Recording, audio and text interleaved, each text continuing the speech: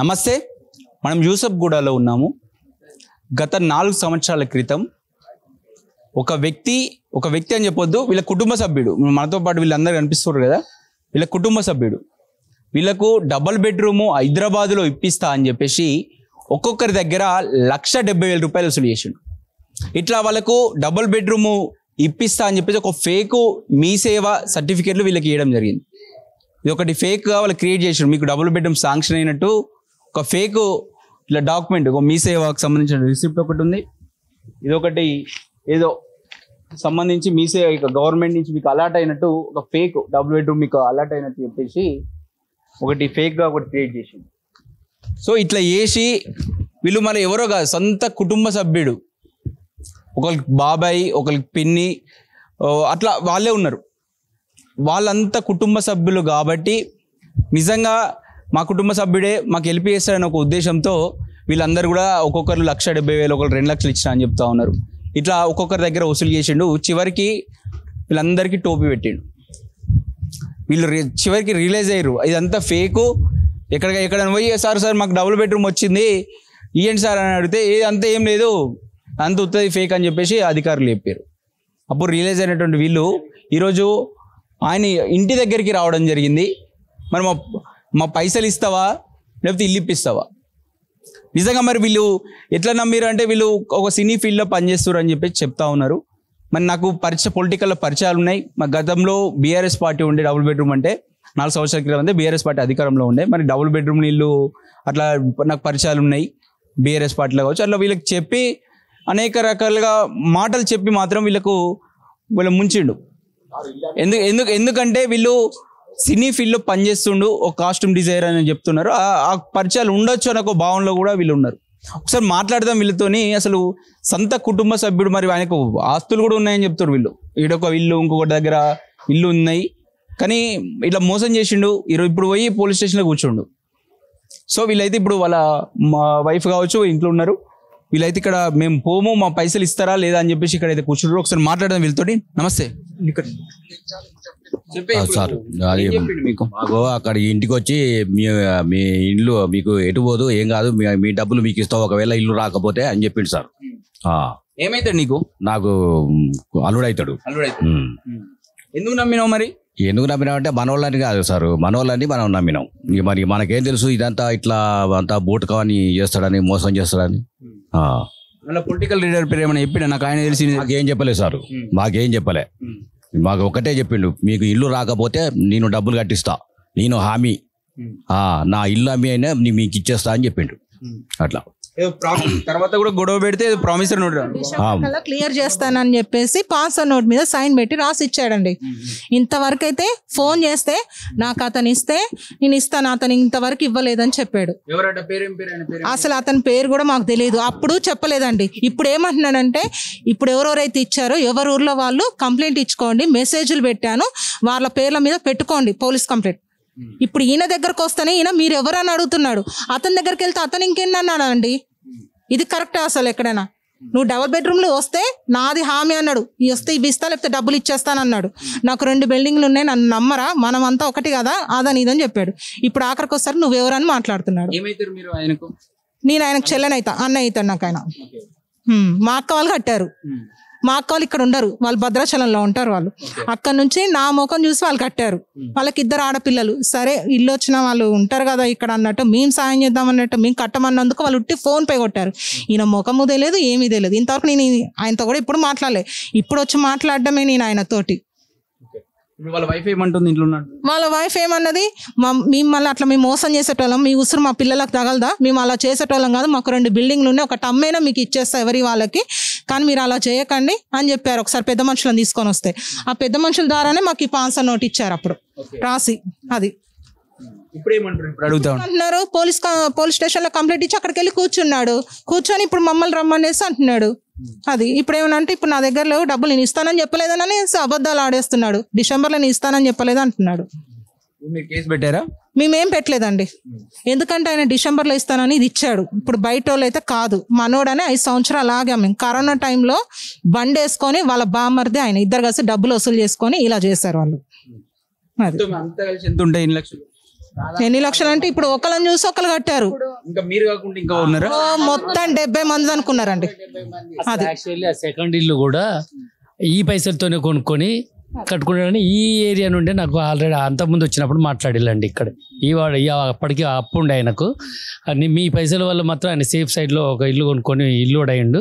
ఆ ఇల్లు ఇప్పుడు వీళ్ళకి వచ్చేది 60,000 రెంట్ వస్తుంది. ఆ రెంట్తో మీ డిసెంబర్ నుండి మార్చి వరకు ప్రతి ఒక్కరికి నేను తీర్పిస్తా, ఒకటేసారి ఇయ్యలేను అని చెప్పి ప్రామిసర్ నోట్ రాసి ఇచ్చి మార్చి వరకు మొత్తం కూడా మీకు క్లియర్ చేయగలుగుతా.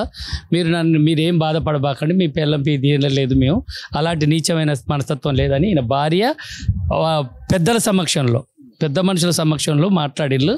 అది ఈ ప్రామిసర్ నోటే సాక్షి. ఆమె కూడా అన్నది, అందరూ మనోళ్ళే, మీ ఉసురు మాకు తగులుతుంది, మీ సొమ్ము మేము తినం, మా ఇల్లు అక్కడ ఇల్లు అయినా సరే అమ్మి మీ అప్పులు రూపాయి లేకుండా అప్పు తీర్పగలుగుతాం, మీరు మాత్రం ఎలాంటి బాధపడబాకండి అని మాట్లాడిన ఆమెనే వాళ్ళ సాక్షి ఇప్పుడు కూడా అన్నది ఆ మాట. నేను ఇవేనన్నావా అనే మాట. ఈయన ఇక్కడ మాట్లాడిన తర్వాత నేను ఆయనను తీసుకొస్తా, ఇప్పుడు ఆ పైసలు నేను పైసలు ఇచ్చిన ఆయన అప్పటికి ఎవరు పైసలు ఇచ్చిన అనేది ఎవరికి తెలియదు, ఆయనను తీసుకొస్తా అని చెప్పేసి పోయి పోలీస్ స్టేషన్ పోయి పెద్ద లకోట రాసిండు, మమ్మల్ని అరేంజ్మెంట్ చేస్తారు. అరేంజ్మెంట్ చేయడం కదా ఆయన భార్య ముందంటే ఆయనే అరిచిండు. కాకపోతే సీసీ కెమెరాలు, వాళ్ళ సీసీ కెమెరాలలో ఉంటుంది మేము అన్నదో ఆయన ఏం అరిచిండో వాళ్ళు ఉంటుంది. మేము పైసలు అడగడానికి వస్తే మా మీద రివర్స్ అయ్యి అరిచి ఆయన బండి వేసుకొని పోయి ఆయనని తీసుకొని వస్తాం మీ కాడికి, ఆయనతో ఒప్పందం అనిపిస్తా అని చెప్పి పోలీస్ స్టేషన్లో మమ్మల్ని అరేంజ్మెంట్ చేస్తారని పెద్ద డేటా రాసిచ్చిండు. ఇప్పుడు ఎస్ఐ మేడం పిలిపించింది, ఉమాదేవి గారు పిలిచి, మరి వాళ్ళు ఆయన ఇస్తారని నమ్మకం ఉన్నదంటే ఇస్తారని నమ్మకంతోనే మేము ప్రామిసర్ నోట్ రాసిండు మేడం, మాకు ఇస్తారని నమ్మకం ఉన్నది, మా ఊళ్ళే, మేము అంతా ఒక్కటే అని చెప్పేసి మేడంతోనంటే ఇక లేదు వాడు మోసం చేసిండు అది అర్థమైతేనే ఉంది, వాడిని చూస్తే ఎట్లా అనిపిస్తుందో మీకు అర్థం కావట్లేదని ఆయన చూపెట్టి అన్నది. అయిన తర్వాత మేడం మాకు ఎట్లా మీకు కేసు పెట్టే పరిస్థితుల్లో లేము, మేము ఒక్కొక్క ఊళ్ళో ఉన్నాం మేడం, కాకపోతే ఆయన మీద మీరు డైరెక్ట్ మీరు లా ప్రకారం పోండి కానీ ఆయన ఇంటి మీద పోయి అరేంజ్మెంట్ చేయబాకండి, ఇక చూడు ఎట్లా రాసిందని చెప్పి ఆ మేడం తీసి చూపెట్టింది. పెద్ద భాగవతం రాసింది దాంట్లో, అరేంజ్మెంట్ చేస్తారు. అరేంజ్మెంట్లు ఇదేం లేదు, మీరు 10 రోజులు జనవరి నుండి మేము అడుక్కుంటూ వస్తా అంటే వచ్చే వారం వస్తున్నాయి, ఆ పై వచ్చే వారం వస్తున్నాయి, మీకు కంపల్సరీ మార్చి వరకు మీకు క్లియర్ అయిపోతే మీరు ఎలాంటి టెన్షన్ వద్దు, అన్నీ ఒకటేసారి ఇవ్వగలుగుతా అనే మాట మాట్లాడిండు. అన్నీ ఒకసారి మార్చి వరకు నేను ఇస్తానన్న డిసెంబర్ నుండి 4 నెలల్లో అన్నీ ఒకటేసారి ఇవ్వగలను అనేటట్టు మాట్లాడిన తర్వాత ఇన్ని రోజులు ఒక్కొక్కరి పరిస్థితి, ఆయన ఆరోగ్య పరిస్థితి బాగలేదు, వాళ్ళ సొంత బావగారు మేనబావగారు ఆయన హాస్పిటల్ తిప్పడం కొరకు, ఆయన పెద్ద మనిషి రావడం కొరకే ఇంత లేట్ అయింది మేము రావడానికి. అసలు కారకుడు ఈయనే, వాళ్ళ బావగారు ఈయనే. అసలు ఇట్లా కారణం మానసిక క్షోభ. 5 నెంబర్లు కట్టించాడు, అందరు ఇప్పుడు ఈయననే ఇచ్చేస్తా ఉన్నారు. ఇచ్చేసరికి ఆయన పేషెంట్ అయిపోయింది. నా తరపున 5 కట్టించిన, వాళ్ళందరూ నాటి మీదకి వస్తారు, నేనే వీళ్ళని తీసుకొని వచ్చిన. ఫస్ట్ తీసుకొస్తే స్పాన్సర్ నోట్స్ రాయించిండు, డబ్బులు నాకు ఇచ్చిండు ఆయన. మళ్ళీ ఇప్పుడు అడిగితే మళ్ళీ ఆయన మా పార్ట్నర్ కాడికి పోతా అన్నాడు, పోయి పోలీస్ స్టేషన్లో మమ్మల్ని పిలిపించినాడు. పార్ట్నర్ కూడా ఉన్నాడు, పార్ట్నర్ కాడికి పోతా అని పోయిండు, మాకు తెలియదు పార్ట్నర్ ఉన్నది, ఈయన నమ్మి డబ్బులు ఇచ్చినాం. మరి పార్ట్నర్ చెప్పింది కదా వాళ్ళ భార్య, మీ సొమ్ము దినం మీ ఉసురు మాకు తగులుతుంది, మీ ఎట్టి పరిస్థితుల్లో నా ఇల్లు అయినా అమ్మైనా సరే మీ పైసలు మాత్రం ₹1 లేకుండా మాత్రం నేను తీర్పగలుగుతా, మీరు మమ్మల్ని నమ్మండి అంటేనే పోయినసారి ప్రామిసర్ నోట్తో పోయినాం, అప్పటికి 5 సార్లు వచ్చినామండి. ఇంచుమించు మనిషికి ఒక ₹5,000 చొప్పున ఖర్చు పెట్టుకొని వెహికల్ తీసుకొని వచ్చి పొద్దుటి నుండి సాయంత్రం వరకు తిండి తినకుంటున్నాం. ప్రజెంట్ నిన్న పొద్దుగాటి నుండి ఇప్పటి వరకు తిండి తినకుండా రాత్రి మొత్తం నిద్ర లేకుండా వచ్చి ఇక్కడ కూర్చున్నందుకు పనిష్మెంట్ ఏంటంటే ఈయన రివర్స్ మా మీద ఫోర్సు. ఏమంటారమ్మా ఇట్లా వీళ్ళందరూ వచ్చారు తెలుసా? వీళ్ళందరూ మీకు తెలుసు, చుట్టాలే. చుట్టాలే. ఏమైంది అసలు? ఏమైందంటే సార్ ఇప్పుడు జరిగింది, ఇవాళ వచ్చిరు అరిచిరు చేసిరు, ఆయన పోయిండు కంప్లైంట్ పెట్టేసి వచ్చిండు. వాళ్ళని ఏమన్నారో నాకు తెలియదు, ఇంకా ఆయన రాలేదు. మాలో ఫోన్ చేసిండమ్మ, నేను పోయి మాట్లాడినా, వాళ్ళ కాడ కేసులు పెట్టుకోమన్నారు, కేసులు పెట్టుకోమని చెప్పారు. ఇప్పుడు ఆయన చెప్తేనే నాకు తెలుస్తుంది సార్, కానీ వాళ్ళ కాడ తీసుకుంది నిజమనే మేము చెప్తున్నాం. తీసుకున్నాం, కేసు అయింది, సైదాబాద్లో అయింది కేసు, సైదాబాద్లో అయినాయి, దాని మీద 3 కేసులు అయినాయి. ఇప్పటికీ ఇస్తామనే మళ్ళీ ఈయన డైరెక్ట్ ఇంకో కేసు వేసిండు. కావాలి అంటే రేపు మాత్రం అన్ని డీటెయిల్గా ఎక్కడ కేసులు అయినాయి, ఎన్ని తీసుకున్నాం ఏందనేది రేపు ఆయన వచ్చి చెప్తాడు. అంతకు మించి ఇప్పుడు మీరు గతంలో కూడా ఒకసారి వచ్చినప్పుడు వీళ్ళకు చెప్పారట 100% మీకు పైసలు ఇప్పిస్తా అని చెప్పారు. వాళ్ళు ఇస్తే ఇస్తామన్నాం, మేమైతే ఏమని వాళ్ళు ప్రూఫ్ కోసం మాకు కావాలి, మీకు ఇచ్చినట్టు మాకు ప్రూఫ్ కావాలంటే కాగితం రాసిచ్చిండు. కాగితం రాసిచ్చినాం. ఇన్ని రోజులని టైం పెట్టినాం, వాళ్ళకు చెప్తానే ఉన్నాం, మేము వాడి నుంచి అడుగుతూనే ఉన్నాం, వాళ్ళకి చెప్తానే ఉన్నాం. అదే తిరిగి ఇప్పటి వరకు కూడా నడుస్తుంది. కేసు వేస్తున్నాం, లాయర్ని పట్టుకున్నాం అని కూడా చెప్పినాం. అది డీటెయిల్ గా మీకు సాక్ష్యాలతో సహా ఆయన రేపిస్తాడు. స్పష్టంగా ఈయన తీసుకుంటూ స్పష్టంగా అంటే వాళ్ళందరికీ తెలుసు. ఎన్నిసార్లు వచ్చిపోతారు, వాళ్ళకి ఆ మాత్రం తెలియదా అండి? చెప్పండి. తెలుసా వీళ్ళు తన పైసలు తీసుకున్న వ్యక్తి ఎవరో తెలియదండి. అసలు ఆ పర్సన్ ఎవరో తెలియదు. డబ్బులు తీసుకోపోయేటప్పుడు చెప్పలేదండి. ఇగో ఇతనికి ఇస్తున్నా, నేను మధ్యలో నేను ఉంటున్నా, వచ్చినా రాకుండా నేను ఉంటా మధ్యలో అని కూడా ఒక్కరి పేరు చెప్పలేదు. ఆయన బామ్మర్ది ఇద్దరు వసూలు చేసుకొని పోయిరండి డబ్బులు. అయితే ఫోన్ పేలు కొట్టించుకునేటోళ్ళ చేత ఫోన్ పేలు కొట్టించుకున్నారు, ఇంటికి వెళ్ళి వసూలు చేసుకునే చేత వాళ్ళ చేత వసూలు చేయించుకున్నారు. అలా చేశారు వాళ్ళు. ఇప్పుడు వచ్చి నేను వేరే అతనికి కట్టాను, అతను ఇస్తే నేను ఇస్తానంటే అసలు అప్పుడు చెప్పలేదు. అప్పుడు చెప్తే మేము కట్టనోళ్ళమో అప్పుడు తెలిసేది. రెండో మనిషి పేరే లేదు అప్పుడు. ఇప్పుడు వచ్చింది రెండో మనిషి పేరు. అప్పుడు మొన్న డిసెంబర్లో కూడా అంత అతను ఇస్తాను అనలేదు. డిసెంబర్లో మీకు క్లియర్ చేస్తానన్నాడు. అది డిసెంబర్ పోయింది. ఇప్పుడు జూలై వరకు ఎదురు చూసినాం మేము. జూలై కూడా ఇవ్వకపోయేసరికి మేము వచ్చినాం. మేము ఫోన్లు చేస్తూనే ఉన్నారు, అప్పటికి ఫోన్లు చేస్తున్నా కూడా ఏం లేదు. వాళ్ళకి తెలియదు అంటారు కదా ఇంకో వ్యక్తి. తెలియదంటే సరే అన్న, అప్పుడు తెలియదు, ఫేసులు తెలియదు. ఇప్పుడు ఇన్నిసార్లు వస్తుంటే కేసు అయింది. కేసు అయినప్పుడు వచ్చిపోయిరా వాళ్ళు. ఈ సైదాబాద్ లో కేసు అయింది. నెల 15 రోజులు, నెల 10 రోజులు ఉన్నాడు. కేసు అయింది డబుల్ బెడ్రూమ్ లో. మీరు చెప్పేదానికి ఇబ్బంది. సూర్యప్రకాష్ చంద్రవర్ధన్ అన్న. ఈ ప్రూఫ్లతో ఆయన ఏం చేస్తాడు ఏందనేది ఆయన నడిపించుకుంటూ ఆయన చెప్తాడు.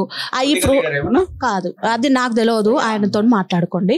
ఏది కావాలన్నా రేపు ప్రూఫ్లతో సహా మీకు వీళ్ళ నుంచి మాకెంత వచ్చింది, వాళ్ళ నుంచి వాళ్ళకి ఎంత పోయింది అన్ని చెప్తాడు ఆయన. అంటే వీళ్ళ పైసలు వసూలు చేసి కొన్ని బిల్లింగ్ కట్టారు, బిల్లింగ్ ఉన్నారని చెప్పేసి అంటా ఉన్నారు. నిజమేనా? ఎన్నో సంవత్సరాల బిల్డింగ్ కట్టిన బాబాయ్? ఈ బిల్డింగ్ ఎప్పుడు కట్టినాం అది అడగండి. ఎన్ని తీసుకున్నాం, మీ కాంచి మా కాడ ఎన్ని ఉన్నాయి డబ్బులు, ఇప్పటికైనా ఎంక్వైరీ చేయండి. మీకు తెలుస్తుంది కదా మేము ఎంత కట్టుకున్నామో, మీ బిల్డింగ్ పెట్టి ఎంత కట్టినామో, బయట ఎవరికి ఎంత ఇచ్చినామో కనుక్కోండి. మీరైనా కనుక్కోండి. అలా నేను అప్పుడే చెప్పిన బాబాయ్ మేము తింటే ఉసురు మాకు తగులుతుందని నేను చెప్పినా లేదా అన్న? ఇల్లు జోలు రాలేదు, కాకపోతే ఉసురు తగ్గుతుంది. మేము ఇన్ని రోజులు పోరాడేది ఏంది అని అంటే డబ్బులు ఇవ్వటానికి అయినోళ్ళు కాబట్టి. వాళ్ళు కూడా అన్నారు, మేము ఉత్తిగా దొరికిన ఊరోళ్ళం కాబట్టి మనం పట్టుకుంటారు, చేసిరు, డబ్బులు ఇచ్చిరు అని వాళ్ళు కూడా అన్నారు. అట్లా కాదు. మీ కుటుంబ సభ్యులే కదా, అంత రిలేషన్స్, ఇంత మరి ఇబ్బంది కాదా? ఇబ్బంది అవుతుందన్న. మేము కూడా ఇబ్బంది పడుతున్నా. 3 కేసులు పడ్డాయి. తిరుగుతుండు, చేస్తుండు. సింపుల్ గా జనరల్ గా మీ ఆయన కావచ్చు, మీకు కావచ్చు, డబుల్ బెడ్రూమ్ గవర్నమెంట్ ఇచ్చేది ఇట్లా డబ్బులతో ఇస్తారని ఎట్లా నమ్మిరు మీరు? ఈయనకు తెలిసింది. సరే కట్టుకుంటున్నాం కదా మా ఊళ్ళు అన్నట్టు కట్టించిండా. అదే అన్న నాకు తెలియదు. ఇప్పుడు వీళ్ళకి తెలిసిందో నేను కూడా అంతే తెలుసుకున్నా. వీళ్ళు పోయిరు రమ్మంటే పోలీస్ స్టేషన్ ఉన్నారు కదా. మాకు ఇట్లా చేసి అన్యాయం జరిగినప్పుడు నువ్వు అడగలేదా మీ ఆయన కావచ్చు? అడిగినా అడిగితే ఇట్లా ఉందమ్మా కట్టుకున్నావా. అదే అన్న ఇప్పుడు నేను ఏం చెప్పలేను. ఇప్పుడు ఆయనకు డీటెయిల్ గా తెలుసు. మాట్లాడుకుంటూ పోలీస్ స్టేషన్ పోయొచ్చు, జైలు పోయొచ్చిండు. అన్నీ ఆయన డీటెయిల్ గా మాకు ఎంత పడ్డది, ఎప్పుడు కట్టినవి ఏంది అనేది అంతే చెప్తాడు. రేపు మీ కాడికే వీళ్ళని కూడా రమ్మని, మీరు కూడా ఉండని మాట్లాడుకోండి. ఇంతవరకు రిమార్క్ కదమ్మా ఏదైనా కానీ. నాకు 3 ఆడపిల్లలన్నా మాకుండదా? నా కుటుంబానికి ఉండదు. ఇప్పుడు రోడ్డు మీద వచ్చి ఉదయం నుంచి అదే తీరుగా ఒళ్ళు తుర్రు పొయ్యొచ్చిరు, మళ్ళీ ఈడున్న మాకెంత బాధ అనిపిస్తుంది అన్న 3 ఆడపిల్లలతో. 70 మంది కుటుంబాలు ఆగం చేసిండు కదమ్మా. మరి 70 మంది కుటుంబాలు ఆగములు ఉన్నాయి కదా. అదే అన్నారు, ఏది రేపైనా మీకు కూడా తెలవాలి, వాళ్ళకు కూడా తెలవాలి, మిగిలిన వాళ్ళకి కూడా తెలవాలి. ఇప్పుడు కొంతమంది వచ్చారు కదా, మిగిలిన వాళ్ళకి కూడా తెలవాలి. రేపు మాట్లాడు.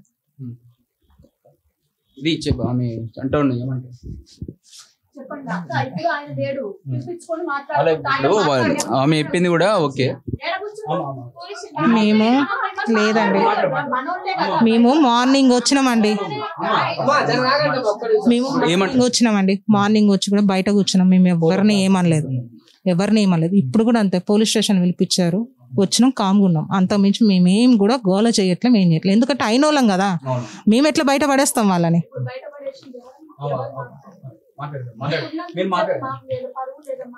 అసలు ఉంటే ఇన్ని రోజులు ఎవరు వచ్చిన వాళ్ళు నాకేం తెలుసు ఫస్ట్ నుంచి మీ దాంట్లో ఉన్నానా, నేను మాట్లాడినా చేసిన ఎన్నిసార్లు వచ్చిన బాబాయ్ పిన్ని అని మాట్లాడుకుంటా తీసుకుపోయి లోపల పెట్టి చేసి వచ్చిరన్న నేను రావట్లేదన్న చుట్టపూర్వకంగా ఎవరి ఇళ్ళల్లో పోరా అన్న. ఇప్పుడు వాళ్ళ ఇళ్ళకి నేను పోయిన మరి చెప్తున్నారు మరి ఇప్పుడు ఆయన మోసం ఆయన చేసిండు. ఈమె భార్య కాబట్టి ఆమెకు సేమ్ సంబంధం లేదు. చేసింది మోసం ఆయనే కదండి. ఇదంతా బయట అయితే జరగలేదండి. డబ్బులు వసూలు చేసుకొచ్చారు ఇల్లు తిరిగి, అది కరెక్టే కదండి. అది బయట వరకు జరిగింది. ఇన్నిసార్లు వచ్చింది వీళ్ళింటికి వచ్చినాం, ఇక్కడే అడుగుతాను. ఈమె కూడా సమాధానం చెప్తాను, వాళ్ళ ఆయనతో పాటు ఈమె కూడా సమాధానం చెప్తాను. ఏం చెప్తుందంటే గతంలో మాకు హామీ ఇచ్చారు, ఇల్లు మీ డబ్బులతో కట్టిన ఇల్లు అవసరమైతే ఇల్లమ్మైనా నేను ఇస్తా అని చెప్పారు. సరే అన్న, ఇప్పుడు నిజంగా వాళ్ళ డబ్బులు మాకు వచ్చి మేమే ఇల్లు కట్టినామని ప్రూఫ్ అయితే ఇల్లు అమ్మిస్తాం. ఇప్పుడు అంటున్నా కదా మీ డబ్బులతోటే నేను ఇల్లు కట్టినాను, అప్పుడు చూద్దాం. ఏదో అయింది, మీరు ఇల్లు కట్టినాక అప్పులు తీసుకున్నాం మరి. ఇవన్నీ కాదన్న, మనిషిని పిలిపించి ఆయన కదా తీసుకుంది, ఆయన కదా చేసింది, ఆయన కదా జైలు పోయి వచ్చింది అన్ని ఆయన అడగండి. ఆయన కూడా వాళ్ళు నమ్మిన మోసపోయినట్టుండు. కానీ ఇంతమంది కుటుంబాలు కదా, అది కూలి చేసుకున్న వాళ్ళు కదా, వాళ్ళు మరి ఎలా న్యాయం జరుగుతుంది? వాళ్ళకి ఎలా న్యాయం జరుగుతుంది? ఆయన మాట్లాడతాడన్న, నాకు తెలియదు. ఆయన మాట్లాడు. నేను ఇందాక కూడా అడిగితే నేను మాట్లాడదలుచుకోలేదు, నేను అడగదలుచుకోలే. వాళ్ళ బయట అంటున్నా కూడా సపోర్ట్ చేయకుండా నేను వచ్చేసిన. పోలీస్ స్టేషన్ లో కూరని చెప్తాను. మాట్లాడిండు, వచ్చేసిండు అన్న. వీళ్ళు ఎట్లా వచ్చిండు, ఆయన వచ్చిండు బయటికి పోయిండు. ఆయన కావాలి అని అంటే మాత్రం పిలిపియండి, మాట్లాడండి. మీకు అంత డీటెయిల్ కావాలి, ఈ డబ్బులతోటే మేము ఇల్లు కట్టినాం చేసినాం అని అంటే మీరే చేయండి అన్న, నేనెందుకు చెయ్యండి. మీరు ఎందుకు చేయాలి? ఇప్పుడు చేయండి, వీళ్ళు ఉన్నారు కదా. నెంబర్ ఇవ్వండి మీరు. ఇప్పుడు మీరు సరే ఆయన ఫోన్ లిఫ్ట్ చేస్తలేడు, మీరైతే వీళ్ళకి న్యాయం చేసేందుకైతే మీరే రెడీ ఉన్నారు? నాకు తెలియదన్న, వాళ్ళు ఏం మాట్లాడుకుర్రో, పోలీస్ స్టేషన్ లో ఏం జరిగిందో ఏందో వాళ్ళు మాట్లాడు. నేను ఆయన ఏమన్నా నేను ఆయన నష్టపోయింది అయితే మీరు నమ్ముతున్నారు. నష్టపోయారన్న, మేము కూడా నష్టపోయినాం కదా, అది కూడా మీకు తెలవాలి కదా. ఇప్పుడు వీళ్ళు నష్టపోయింది మీకు తెలుసు, మీరు నష్టపోయింది కూడా తెలవాలి కదన్న. తెలవాలనా లేదా సార్? ఇప్పుడు మీ బాధ్యత మీ ఆయన వాళ్ళ దగ్గర డబ్బులు తీసుకున్నారు కాబట్టి వాళ్ళకి ఇవ్వాల్సిన బాధ్యత మీ ఆయన పైన ఉంటదనేగా ఇన్ని రోజులు కూడా మరి అదే విధిగా మాట్లాడుకుంటా వాళ్ళు ఇస్తే ఇవ్వకుండా మీకు ప్రూఫ్ కావాలని, మీకు డబ్బులు ఇచ్చినట్టు మీరు ఆడికి ఇచ్చినట్టున్నట్టు మాకు ప్రూఫ్ వద్దా అని అడిగారు. అట్లానే కాగితం రాసిచ్చిన. నేను ఒక మాట మాట్లాడుతున్నా మేడం, మీరు పోయేటప్పుడు మీ సారు ఎవరు ఫోన్ కలుస్తలేదు, నేను పోయి తీసుకొస్తా అని చెప్పి పోయిండు. మధ్య నాతో చెప్పింది మధ్యవర్తి ఇప్పుడు ఎవరైతే తీసుకున్నారో అతన్ని తీసుకొని వస్తా, నా బండి మీద కూర్చోబెట్టుకొని వస్తా అన్న తర్వాతనే ఆయన బండి అప్పటి వరకు వద్దు, నువ్వు ఉండాలి ఇక్కడ ఉండి మాకు సమాధానం చెప్పి పోమంటే ఆయన తీసుకొని వస్తా, పైసలు తీసుకున్న ఆయన ఫోన్ ఎత్తుతలేడు, డైరెక్ట్ పోయి ఆయన తీసుకొని వస్తా అని చెప్పి బండి వేసుకొని వెళ్ళిండు. వెళ్ళిన తర్వాత 4 గంటలు ఉన్నాడు అక్కడ. 4 గంటల తర్వాత ఆయన ఫోన్ వచ్చి మేడం ఫోన్ చేసి మీరు ఇక్కడికి వచ్చేయండి, పోలీస్ స్టేషన్కి వచ్చేయండి, మీరు అందరూ అక్కడికి పోయి అరేంజ్మెంట్ చేస్తారంట కదా, మీరు వచ్చేయండి అంటే వస్తానా మేడం అని చెప్పి మేము అందరూ ఇప్పుడు 2 ఆటోలు తీసుకొని అక్కడికి పోయినాం. అక్కడ పోయిన తర్వాత ఆ మేడం అనే మాటలు ఎట్టున్నాయంటే అప్పటి వరకు 4.5 గంటలు ఆయన ఏం చెప్పిండో ఏం మాట్లాడిండో తెలియదు. నువ్వు తీసుకున్నా మేడం, నేను ఆయనకి ఇచ్చిన అంటాడు. ఆయనకి ఇచ్చిన అనేది మరి నువ్వు తీసుకొస్తా మేడం, మరి ఆయన తీసుకొస్తా, అసలు పర్సన్ తీసుకున్న పర్సన్ తీసుకొస్తా అని పోయినోడల్లా మీ దగ్గరకు వచ్చింది మాకేం తెస్తుంది మేడం, మీ కాడికి వచ్చింది మాకు తెలియదు, అసలు పర్సన్ తీసుకొని వస్తా అన్నాడు. మీకు ముకాబులా ఇప్పిస్తా అన్నాడు, పైసలు ఇస్తా జనవరిలో ఇస్తా అన్నాడు. జనవరిలో పెంచుకుంటూ పోయిండు. మమ్మల్ని మార్చి వరకు కూడా రేపు వస్తాయి మాపు వస్తాయి అనుకుంటూ పోయిండు. ఏం చేద్దాం అనుకుంటారు? న్యాయం కావాలండి మాకు. ఏంటంటే ఇప్పుడు ఈ మేడం ముందటనే, వాళ్ళ సార్ ముందటనే, వీళ్ళందరి ముందట అందరి సమక్షంలో ఆయనను ఒకవేళ ఆయన మీద నమ్మకం, ఆయన మన మీద నమ్మకం కోల్పోయిండు. ఎందుకంటే మేము థర్డ్ పర్సన్ ఇంకో వ్యక్తికి పైసలు ఇచ్చిండు, అది మాకు సంబంధం లేదు. మీ దగ్గర పైసలు తీసుకుని కాబట్టి మీకు ఇవ్వాల్సిందే. మా పైసలు ఇవ్వడానికి మాత్రం మేడం గారు సహకరించాలని కోరుతున్నా గంతే. ఆ మేడం గారు ముందట అన్ని తెలిసిన మేడం ఆ మాట అన్నారు, మీ పైసలు మేము తినాం, మీ ఆ ఉసురు మాకు తగలొద్దు, మీకు ఎట్టి పరిస్థితుల్లో అవసరమైతే అక్కడ ఇల్లు అమ్మైనా సరే ఇస్తాం, మాకు 2 ఇల్లులు ఉన్నాయి, మిమ్మల్ని మోసం చేయవలసిన దౌర్భాగ్య పరిస్థితి మాకు లేదు, మేము ఇవ్వగలుగుతాను మేడం. అందరి ముందట మేము ఆ రోజు 18 మంది వచ్చినాం, ఇక్కడనే కూర్చున్నాం.